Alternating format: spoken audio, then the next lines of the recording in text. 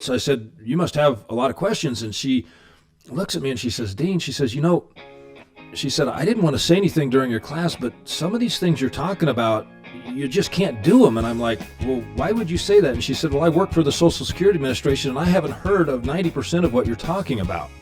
And so I said, well, I'm pretty sure I'm right.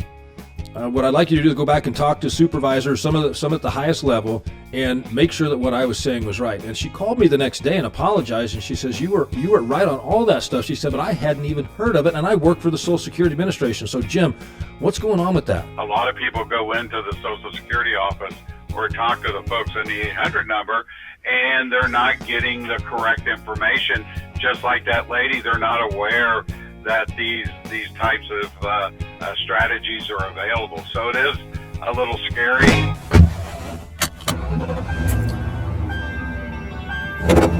Starting your route to retirement. Welcome to the Guided Retirement Show. I'm your host, Dean Barber. You can find the Guided Retirement Show on your favorite podcast app. Make sure as you're listening, you're going to love what you hear today, by the way, but make sure as you're listening that you like the show, you subscribe to it, and you share it with all of your friends and relatives. Social Security, it's the backbone of most people's retirement, and yet so many people get it wrong. The average family is leaving over $100,000 in unclaimed benefits on the table. I'm excited to have Jim Blair, retired Social Security Administration employee, and Marc Kiner, a 40-year CPA, who have teamed up to teach people how to get the most out of their Social Security benefits.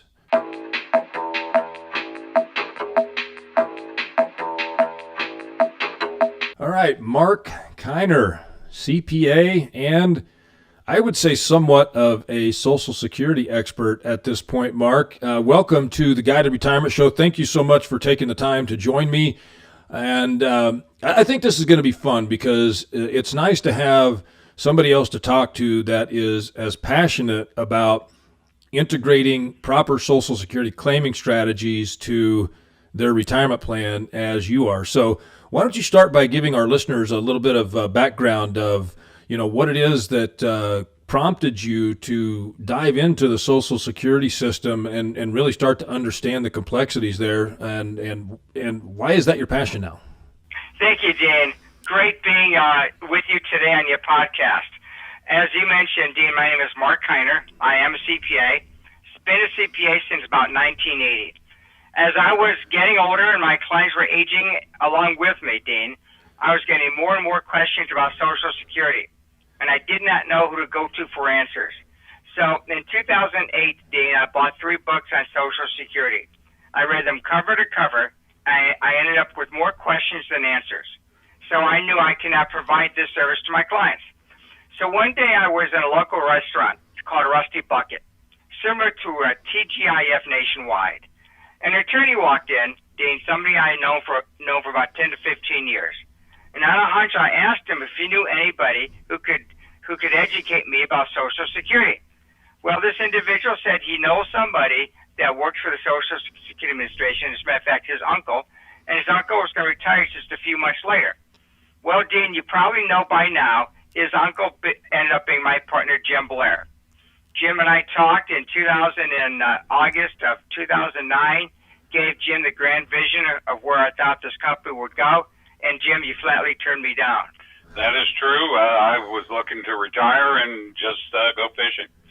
In 2010, Dean, January, Jim and I went into business together, and we set up Premier Social Security Consulting. At that time, our focus is to help folks across the country to understand and maximize their benefits. In 2013, we began to educate advisors across the country. And so we've been doing 2 things since 2010. The consulting for individual clients and education for advisors. So, Dean, we are really in this space.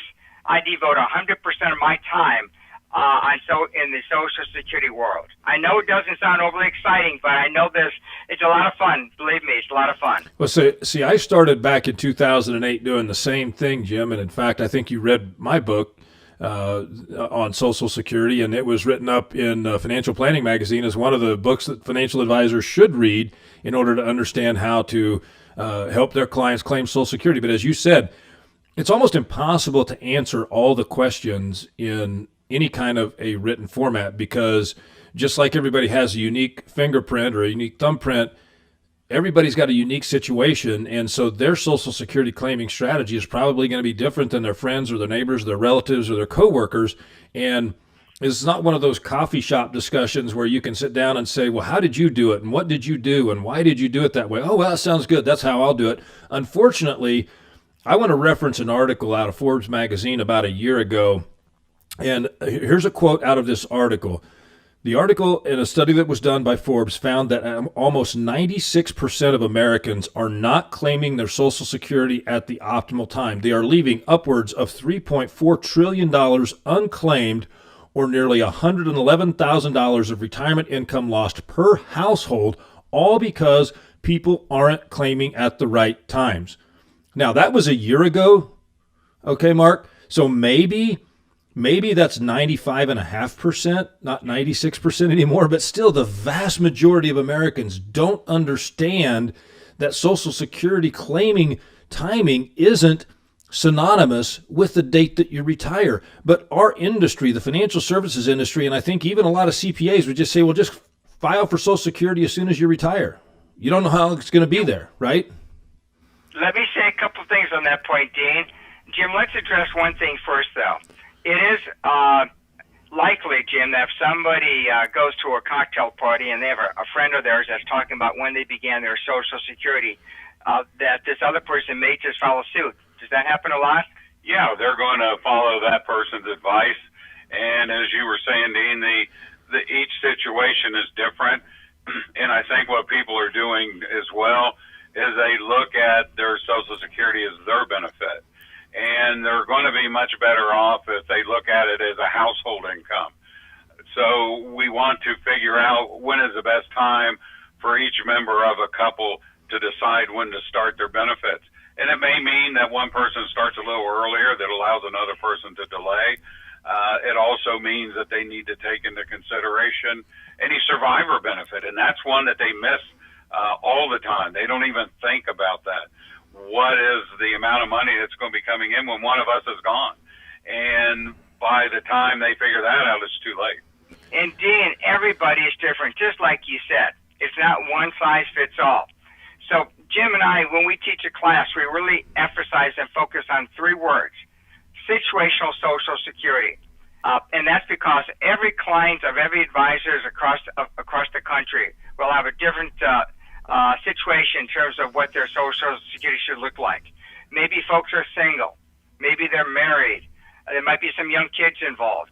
Maybe we're looking at benefits for a surviving spouse, maybe a divorced spouse. Quite possibly somebody was a public employee. We have to look at some of those issues. And Dean, it's also possible that many people now can still file a restricted application. So they have to be aware of what the parameters are there. So everyone across this country, there are 76 million baby boomers out there, Dean. Everyone has a different situation.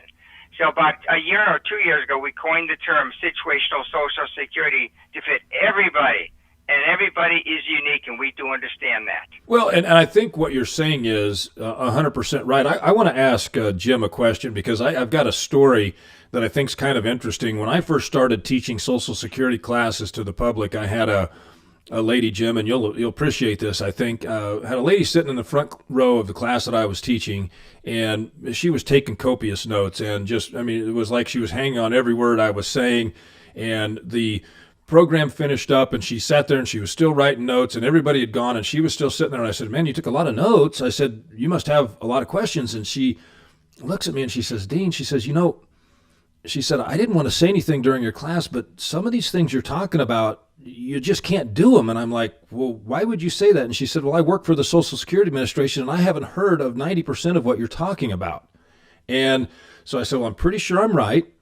What I'd like you to do is go back and talk to supervisors, some at the highest level, and make sure that what I was saying was right. And she called me the next day and apologized, and she says, you were right on all that stuff. She said, but I hadn't even heard of it, and I work for the Social Security Administration. So, Jim, what's going on with that? Well, that is a little scary that happens. And take the restricted application, for example. we first learned of it in my office. Somebody read about it in an article that an individual had written and was talking about the restricted application. And they came to me and said, can this be done? And we had to do a little research, and sure enough, it could. And what happened was they made some changes in the law that allowed that to happen, but didn't really get the information out to the employees. So unfortunately, this means a lot of people go into the Social Security office or talk to the folks in the 800 number, and they're not getting the correct information. Just like that lady, they're not aware that these types of strategies are available. So it is a little scary. Now, one thing that I will speak in a little defense of the folks that I used to work with, sometimes it depends on how you ask a question. And if you ask it a little different, you can get a different answer. So sometimes people will get different answers from what they think is the same question, when in reality it isn't. But these strategies not being known, it is a little scary. Yeah, and I think that there's another misconception, and it is that if I want to know how to claim my Social Security, I go to the Social Security Administration and they'll help me figure out what my optimal claiming strategy is. That's not the case, though, right, Jim? That is not the case. In fact, it was a commissioner in the past. They're gone now, but they haven't changed anything yet. The commissioner told them not to talk to people about their filing options. People are smart. They have access to the internet. They know about their finances, and they're going to make the right decision.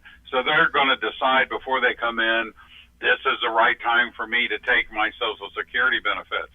And I talk to people all the time, and when you hear their situation and what they're telling you, you're thinking, and sometimes I tell them, sometimes I feel bad about it too, but you know, if you'd have done things a little differently, you could have drawn benefits in a different way and ended up with a higher monthly benefit amount. And it's all because nobody at the Social Security office told them about it. Yeah, and a lot of times those higher monthly benefit amounts are not just a couple of dollars. I mean, you know, you start thinking about the cost of living adjustment that starts kicking in at age 62. Even if you don't claim, that cost of living adjustment starts kicking in. And so if you look at a historical cost of living adjustment of, say, 2.8%, that typically means that from 62 to 70, your benefit's going to double. But that never shows up on your Social Security statement or your estimate that you get when you go online. And, you know, the difference of a benefit taken at age 62 with the reduction for age versus waiting until age 70, it's a 75% difference in your monthly benefit amount. Granted, you're going to wait to take it, but if you don't need it, if you're working, you don't need the Social Security income and can delay it, you receive 75% more at age 70 over what you would have received at age 62. And that not only carries over for your benefit, but for your surviving spouse as well. And Jim, that number is without taking into consideration any cost of living adjustments, correct? That is correct. Yeah, so you factor in that cost of living adjustment, and that's where I got to, you know, you could have double the amount, 100% more by the time you reach age 70 with any inflation at all. Now, there have been some years, and I want to talk about this because it's been a recent past, where there was no cost of living increase on Social Security, and then the following year, where there was a cost of living increase, the Medicare premiums went up so much that people didn't even get more Social Security. What's going on with that? Yeah, well, that happens a lot. The Medicare premiums eat up a large portion of someone's cost of living increase. Now, there is a provision that Social Security has. It's called the hold harmless rule. And what that says is that they will not lower someone's net Social Security benefit because of an increase in the Medicare premium. So the years that there is no cost of living increase, there still could be an increase in the Medicare premiums. Well, if you're getting a Social Security benefit, your premium doesn't go up. It stays the same. But next year, then when there's a cost of living increase, it all goes to that premium until you catch up. Yeah. And so your gross check may go up, but your net check stays the same. And it can be that way for 3 or 4 years where you don't see an increase increase in your spending money that you're receiving from the Social Security Administration, all because of your Medicare premium. Yeah, that, and I don't think a lot of people take that into consideration when they're doing their planning, Mark. You are correct, no doubt. You are right. And Dean, I think since 1970, so 1975 is when COLA adjustments became automatic. And I think, Jim, correct me, I think we've had 3 years of no COLA adjustments. Yeah. 2016, 2010, and 2011. And Dean, let me test your memory. What was the highest COLA adjustment in history since 1975? What do you think? 13.5%. Closer to 14, Jim? Yeah, it was 14.3. So Okay, you were well, pretty darn close. Yeah, in the early 1980s. Dean, that was when you were able to get 15 to 20% on your money market account. That's Your right. mortgages were about 18, 19% too. Right. I'll take the lower interest rate environment for spurring the economy now for sure. But it is you could couple what's happened with interest rates and what's going on with cost of living adjustments. And it has been a difficult time for the people that are in retirement. And one of my main reasons for going and diving into the Social Security rules and trying to understand how people could maximize their benefits was all stemmed from the Great Recession of 2008, whenever you literally couldn't go anywhere. There was no safe haven. There was no place to hide except for cash, and rates were, crashing down to nothing. And I'm thinking there's got to be something I'm missing something as a financial planner. And that's when I dove into all of the rules in Social Security and learned that, oh my gosh, there's money here, and it doesn't have anything to do with the stock market. It has nothing to do with the economy. It all has to do with the decisions that people make and getting them educated that how you claim your Social Security and how you pair that with your spouse, you talked about that earlier, could make $100,000 or more difference over a lifetime, and that was reflected in that Forbes article just last year. Agreed, 100%. It's not necessarily waiting till age 70 that's the best for a couple. Some other strategies that we talked about many times in the class that we teach is, if a wife is eligible for her own benefits, she should consider taking her own benefits at age 62. Sure, she'll take a 25% haircut, but that might allow the husband now to wait until age 70 to maximize his Social Security benefits. And Dean, if the husband is born by January 1st of 1954, we all know what he can do, right? Restricted. He can file a restricted application, yeah. Yeah, to claim benefits off the wife. And this way, at least collect the spousal benefit while his benefits grow and earn 32% up to age 70. So she collects early, he waits to age 70, and if he was born by 1/1/54, he can then file for a spousal benefit and collect that while he's waiting from his full retirement age up to age 70. Another thing that people need to think about is, if a husband can collect his benefit at 66, let's assume that's the full retirement age, should he wait to age 70? Well, by waiting to age 70, sure, we're maximizing his delayed retirement credits. But now, if a spouse is looking to collect the spousal benefit off his work record, now she has to wait 4 years in order to do that. So is it better for the higher earner to collect at 66 to allow spousal benefit to be paid earlier, or should the higher earner wait until age 70, which would delay spousal benefits by 4 years? And let's complicate it just a little more. What if you have some kids under the age of 18 or 19? If a husband takes his benefits at 66, a kid might be eligible for a benefit at that point. If he waits to age 70, it's possible the kids may age out. So those are definitely some issues you need to think about, and we call that situational Social Security. Now, Dean, we know that only about 4% of all individuals wait to age 70. Am I right, Jim, about 4%? About 4%. So, Jim, what's a more popular age? Somewhere between 66 to 68. There's a lot of people that don't necessarily file at age 66, although full retirement age is working its way up. People turning 62 this year, their full retirement age is 66 in 8 months. So a lot of people are waiting beyond a little bit because they're working a few more years. So maybe 68 seems to be more popular than 70, but it just depends on the individual situation. And we know, Dean, that about 30% of folks claim at 62. No, it's not always a bad thing to do to claim at 62. Like we said earlier, maybe the wives collect their own benefits at 62, and that gives the husband the opportunity to wait until age 70. So collecting at 62 is not necessarily a bad thing. Something to think about. No, and just because one spouse files doesn't mean that the other one should. Correct, yes. However, though, for one spouse, we all know, and you probably weren't talking about this, Dean, but for a spousal benefit to be paid, the spouse you're looking to collect off of must be receiving a benefit. Sure. So if the wife wants to collect a spousal benefit off the husband needs to have turned on his benefits for that to happen. Hey, Mark, what about this? And I'll get you guys' take on this. So let's say that you've got somebody that is full retirement age now here in 2020, and they've turned 66, so they can file for their benefit, but they're still working, and they're going to continue to work for another 2 or 3 years, and they're working to a point where even if they file, they won't get a check. Can they file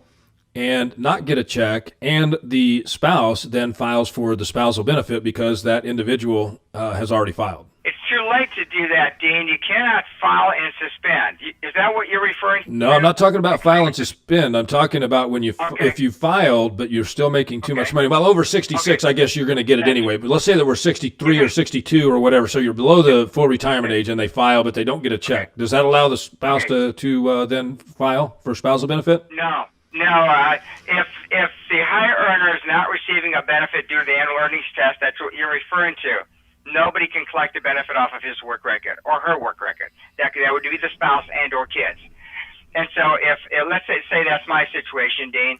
I'm 63 making, Jim, don't listen to this, $500,000 a year, okay? I have a second job, okay? I would not be eligible for a Social Security benefit because of the earnings test. And my wife, if she's trying to claim a spousal benefit off my work record, she wouldn't get that either. So the earnings test would affect me and the spousal benefit at the same time. Got it. Yep. Like I said, Dean, though, once I turn age 66, my full retirement age month, the earnings test goes away. I could be making that $500,000 receiving my full benefit, and my wife can receive a spousal benefit at the same time. So full retirement age, that's a key age in all of our discussions. Absolutely. All right. So let's make this let's make this a little more complicated. I want you to put your CPA hat on here for a few minutes, Jim, because I've seen scenarios where, and there's a number of different Social Security calculators out there that do a fairly good job of taking into consideration each spouse's earnings history and showing all the different iterations. And in most cases, if you got a couple that's age 62, you're going to have somewhere north of 500 different iterations on how that couple could claim their Social Security, right? But you can't just use that calculator by itself and make the ultimate decision, because there is a special provision in the tax code called provisional income that is determined or is used to determine how much, if any, of one's Social Security is taxable. So what those Social Security calculators tell us is the right claiming strategy may be the wrong claiming strategy because it causes adverse tax consequences. So you can't just look at Social Security in a vacuum and try to make your decision there. Dean, excellent point. That's Section 86 of the Internal Revenue Code, the taxation of benefits. It became a law back in 1983 by President Reagan. President Clinton followed up in 1993.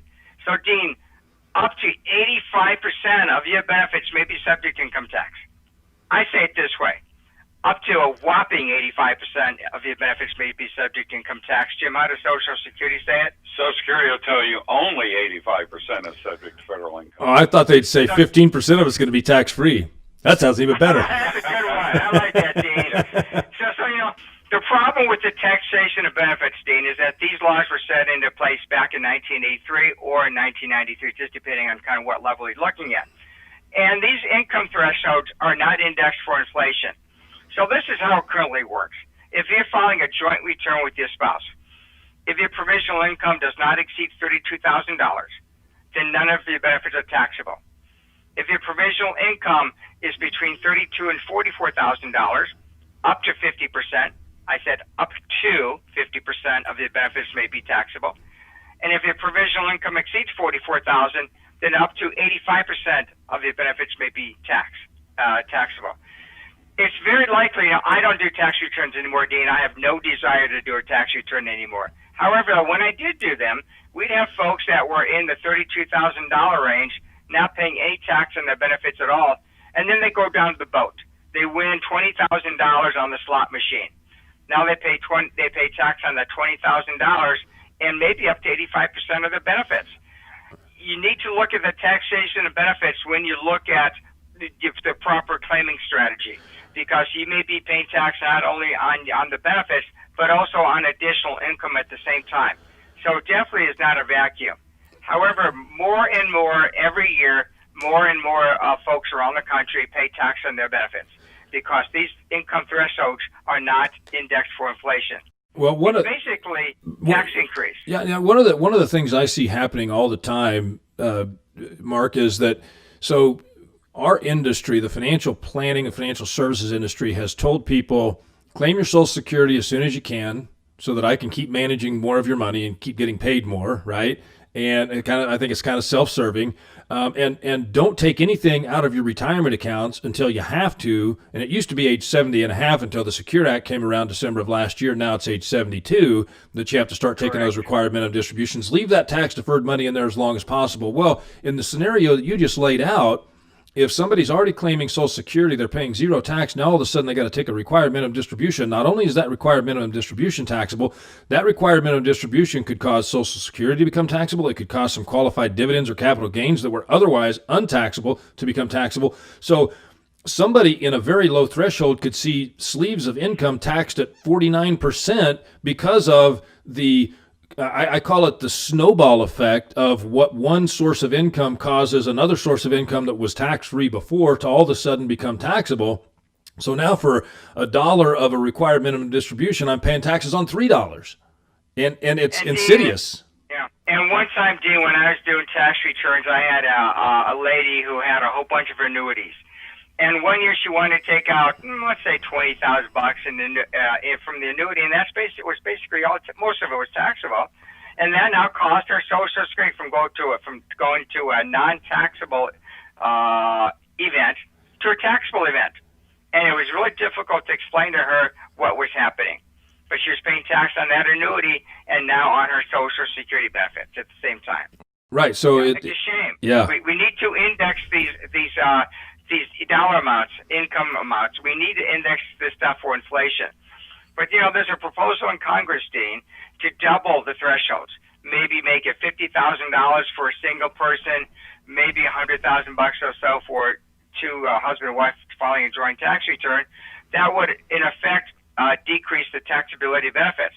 But Jim, what else does that do? When you don't collect as much in tax monies, what does that do to the $3 trillion Social Security Trust Fund? Well, it's less revenue into the Social Security Administration because that's kind of the silver lining, although nobody buys this argument.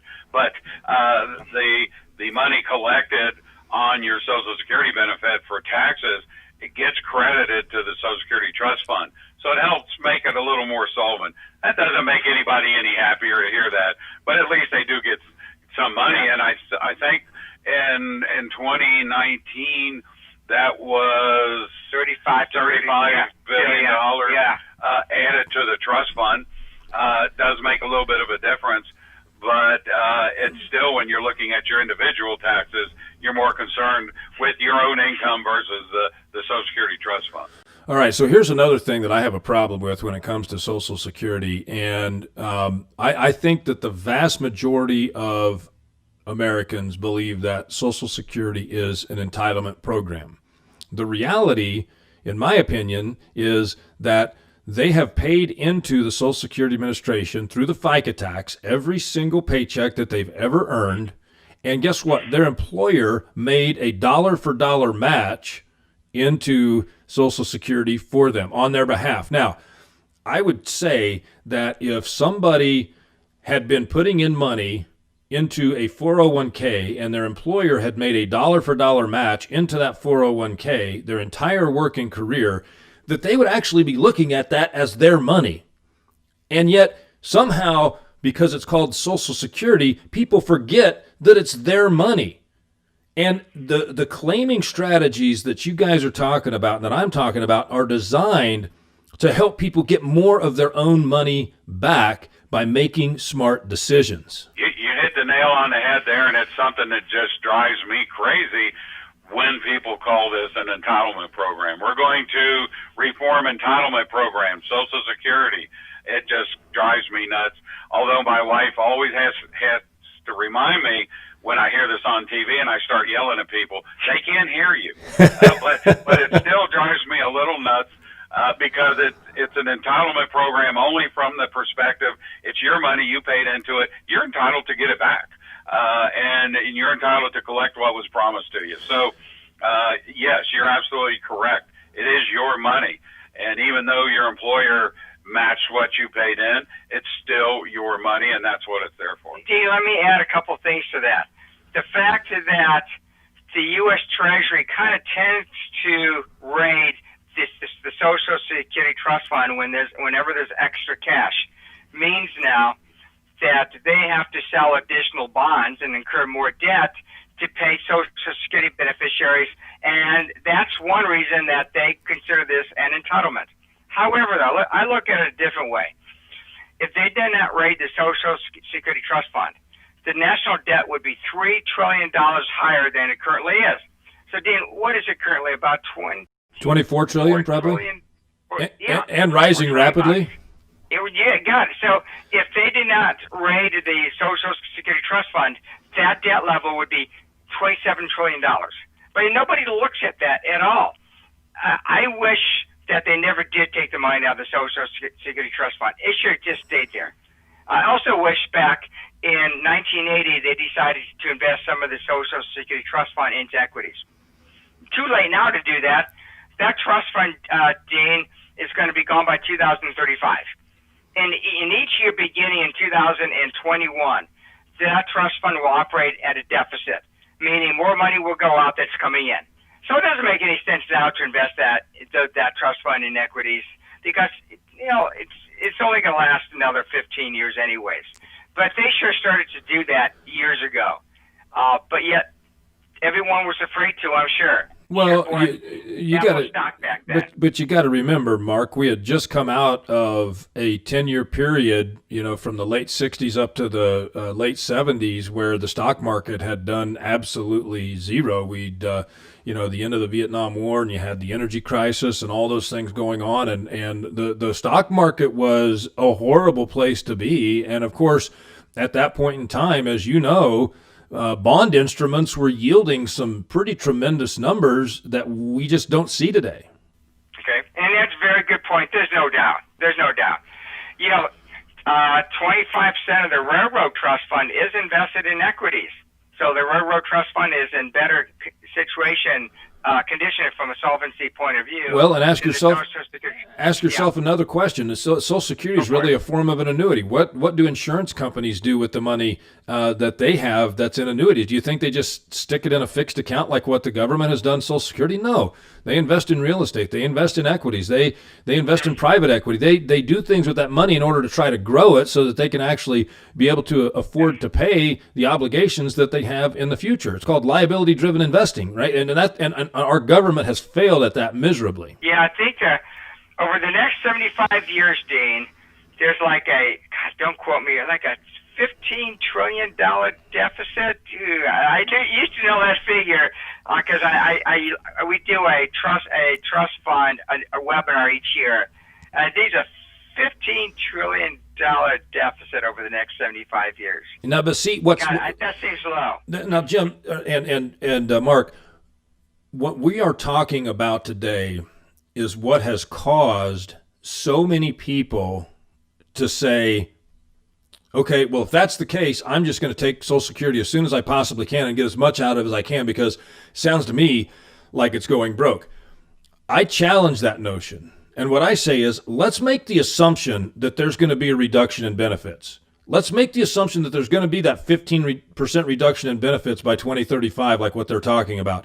And then let's look at the different claiming strategies and assume on all claiming strategies that there's going to be that 15% reduction, and then make a decision as opposed to just making a knee-jerk reaction to say, I'm going to get as much out as quickly as possible. Because one thing's for certain, Social Security is not going to go away. It may change in the way that it's there, but if we use our assumptions of that future change in determining our claiming strategy, that allows us to make a more informed and intelligent claiming strategy as opposed to just saying, let's just take it as soon as possible. That is what I tell people is the worst reason to take your benefit at age 62. Social Security's going broke. I'll get my money while I can. You're still going to receive money, as you said.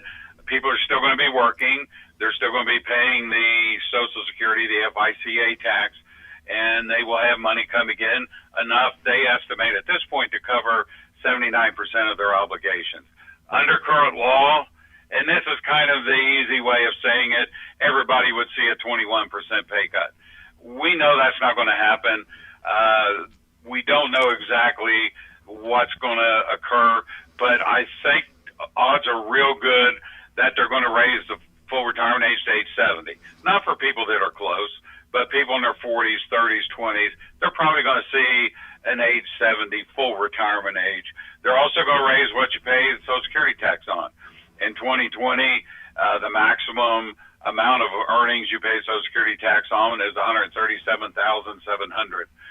They want to receive Social Security tax on about 90% of wages. Right now, they're at about 83%. So we're looking at a raise to about $250,000 of income subject to the Social Security tax. Those two things alone, according to the Social Security Administration, would take care of 93-94% of the deficit that we're looking at. What Congress does best is wait till the last minute to do anything. They will wait till the last minute. Certainly the earlier they would make changes, the less painful it would be for everybody. I don't think lower earning individuals are going to see a change to their income. Higher earning individuals may see what a lot of people are scared of, and that's means testing. But it doesn't appear that they have an appetite to take somebody's full Social Security benefit away from them.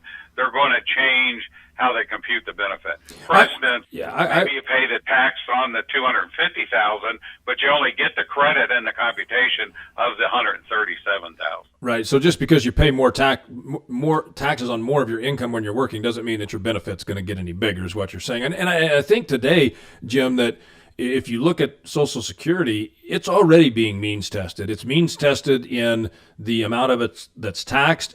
There's also the means testing when you look at the Medicare premiums as you have higher income. And so to me, it's there in some form already today, but I think you're right. It's going to get worse. But that just makes it even more critical. And one of the things I think as a financial planner, you know, with well over 1,000 clients and growing, the people that I see that come in that are serious about wanting to get their Social Security right are the people that have already done a good job of accumulating money. Most of them have well over $1 million saved for retirement, and yet they're still saying, I really want to make sure that I get my Social Security right. Why? Because they know what I said a few minutes ago, that it's their money, and they want to make sure that as much of it comes out as possible. Well, the other thing, too, Social Security is a lifetime benefit. Unlike some of your other sources of income, you will see that as long as you live. And if your spouse steps into your shoes upon their passing, they'll receive the survivor benefit for their entire lifetime. Regardless of how long you live, those benefits will be paid. Not necessarily true for your other sources of income. So the more of a percentage you can make your income in retirement, your Social Security benefit, the less you're going to pull from your other sources of income, and the longer it's going to last. So it's a very important step for people to consider when they're getting ready to apply for benefit. Yeah, good point, Jim. You know, another thing that I think people really have to think about when they're going to try to determine what's the best claiming strategy for them is they've got to think about their family health history, and they've got to think about their current health. And when you're doing that, don't just think about your health, but think about the health of your spouse. So let me give an example. Let's say that we had a couple both age 62, and the husband didn't take very good care of himself, and he winds up with some sort of a chronic illness that he maybe has 5 to 7 years left to live. And so he just says, well, forget about it. I'm going to take my benefits now, and I'm going to at least get some money back out of the system, totally ignoring the fact that if he delayed it, his surviving spouse would get a much larger benefit because she's only going to get one of the two. She's not going to get both after he's gone. I had that question yesterday. You mean I don't get both? I don't get my own benefit plus my widow's benefit? And the answer is no. You're going to get the higher of the two. So although there is some strategies that you use with widows, if they're somewhere between age 60 and 70, if they have their own work history as well.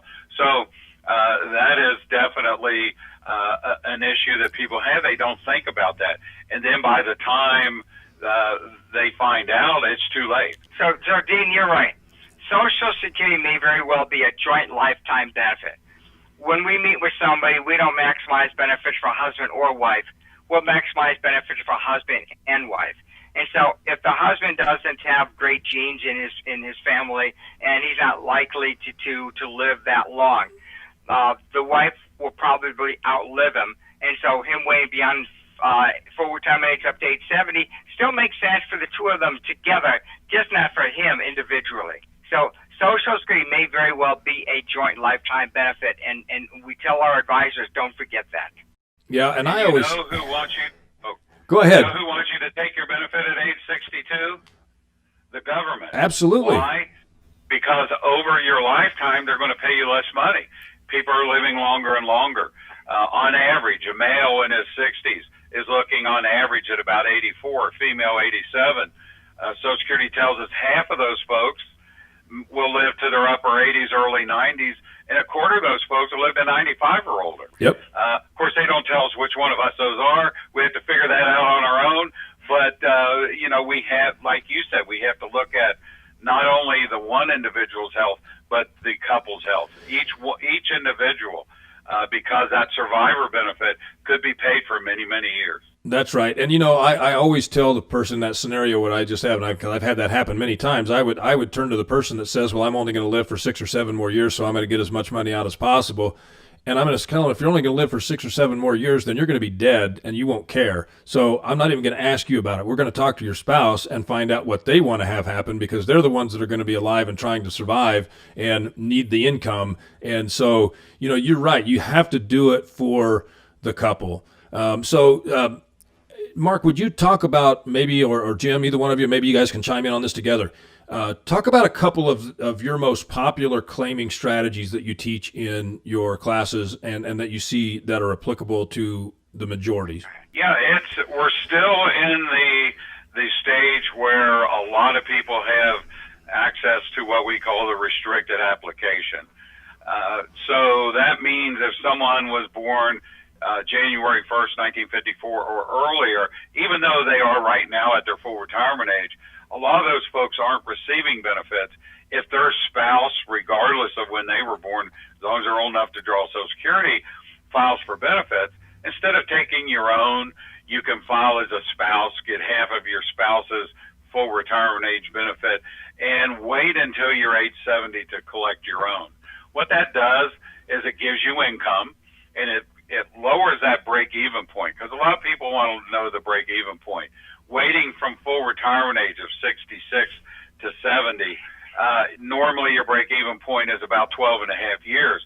But if you can file in that restricted application, you might cut that break-even point down to 6 years, 5 years. In some cases, there's not even a break-even point. You're ahead of the game from the very beginning. So that's an important strategy. Another good one that people are looking at is maybe the younger individual goes ahead and files a little earlier, and they'll take their benefit at a reduced rate because they're taking benefits before their full retirement age. They may not even be working now. Brings income into the household, brings enough income into the household where the higher earning individual is either still working or maybe drawing a pension. There's a few of those folks out there that still get pensions. They're drawing some type of pension, and they can delay their Social Security until a later date and get the delayed retirement credits and get a higher income, and then they end up overall with more income in their household. And Dean, can we talk about divorced spouses for a few minutes?